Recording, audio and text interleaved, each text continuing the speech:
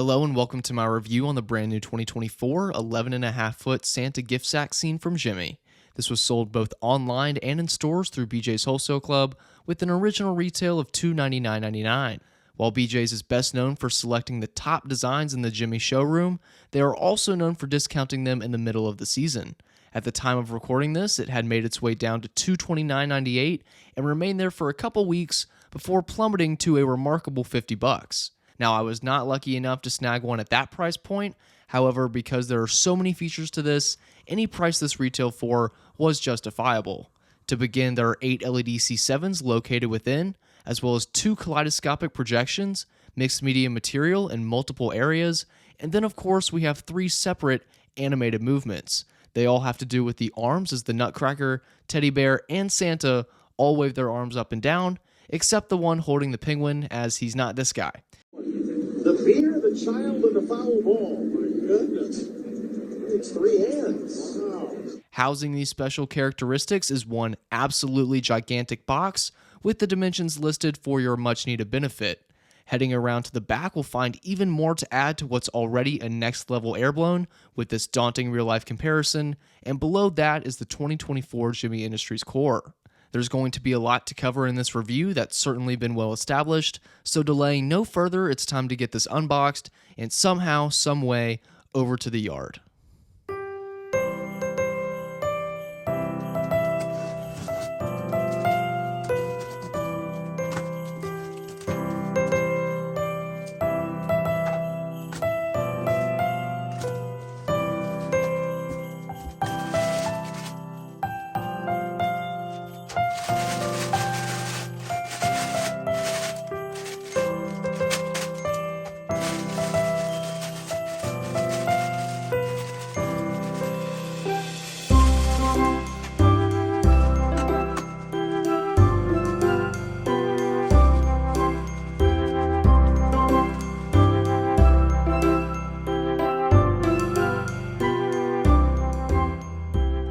Equipped with the YEF200, there's no question that is the correct model fan for this.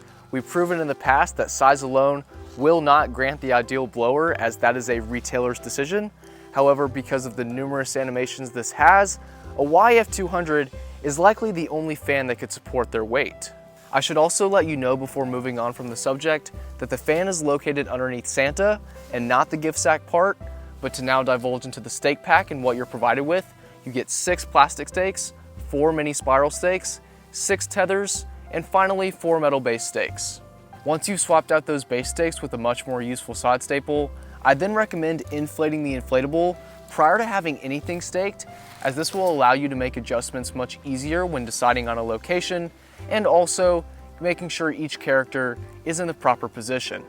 Now truthfully, I don't find the tethers to be necessary when it comes to this inflatable, due to just how naturally stable this thing is. But for those of you who live in a windy area and will be utilizing this extra form of security, I'm going to be pointing out the remaining tether attachment locations further along in the video. Well, even though you caught a glimpse of this inflated already, we're going to repeat the process, only this time from start to finish, beginning right now.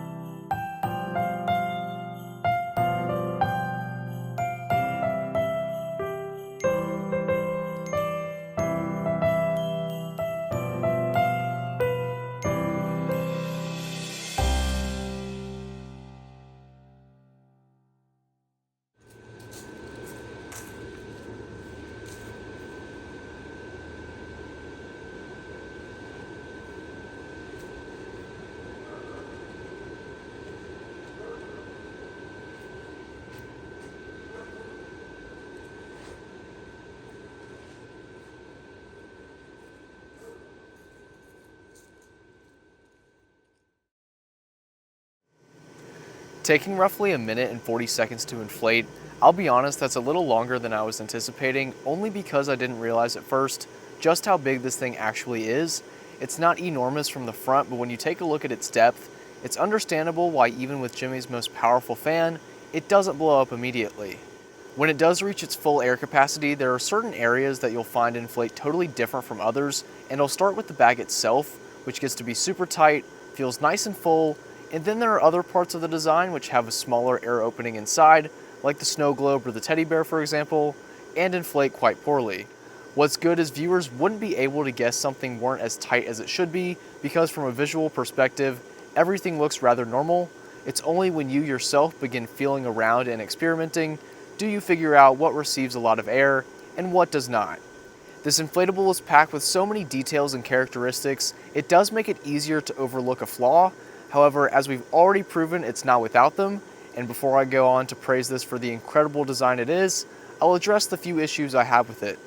You may have noticed already that our toy soldier's left arm comes into contact with the globe.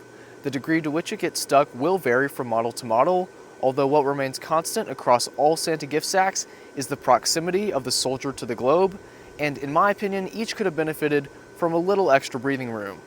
For my next complaint, I may get some blowback for this, but for me it's honestly kind of an eyesore, and that is the Merry Christmas text up on top of the bag. While I applaud Gemmy for adding this decorative element, the angled slope does make it a bit hard to read. Those are pretty much my sole gripes I have with this, though that's not to say I don't find other things annoying, like the fact that you're routinely going to have to adjust the fabric to conceal each animation mechanism, and as we know there's a lot. Also, the biggest, most useful zipper is located in a bit of a wonky area, though other than that, this really is close to a 10 out of 10. While we're on the topic of zippers, it's always good to know where they are located, and with something like this that has so many features you're going to want to be able to access, I'll inform you all of how and where to do that. You first have a zipper right by the motor, as every base fan does, then one huge one as we just saw, another around the side which gets you close to the soldier, and the fourth and final is inside the inflatable itself, providing access to the globe. I said earlier I would point out all the tie-down locations, so to start with the teddy bear, you have one in front of him, there's one for the globe, one for the soldier, and the most important loop, which resides on the back of the inflatable, will help a great deal in this leaning not too far forward. Now for the attachments you could hook your tethers to if you so choose. There are 3 total, with 2 of them fixed on both sides of the bag. The other is found on Santa's side, and all 3 can be doubled up. As a reminder, there are 6 tethers. It's time we get in depth with the abundance of intriguing elements that this inflatable possesses, which really means I'm just going to list them off while I show you some close-ups on them.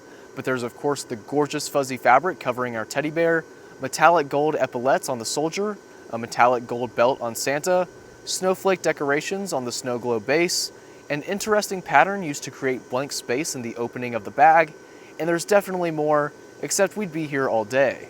There's no denying this design represents a conglomeration of as many special components you can put into one inflatable product, and it for sure maxes out the wow factor meter, since you will not find another inflatable like this one anywhere, and to me, it completely validates the original price tag of $300.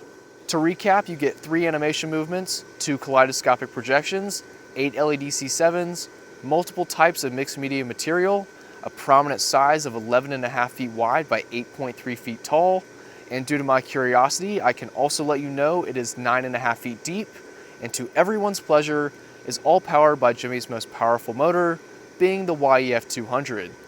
And now we'll conclude my review on the 2024 Santa gift sack scene from BJ's Wholesale Club.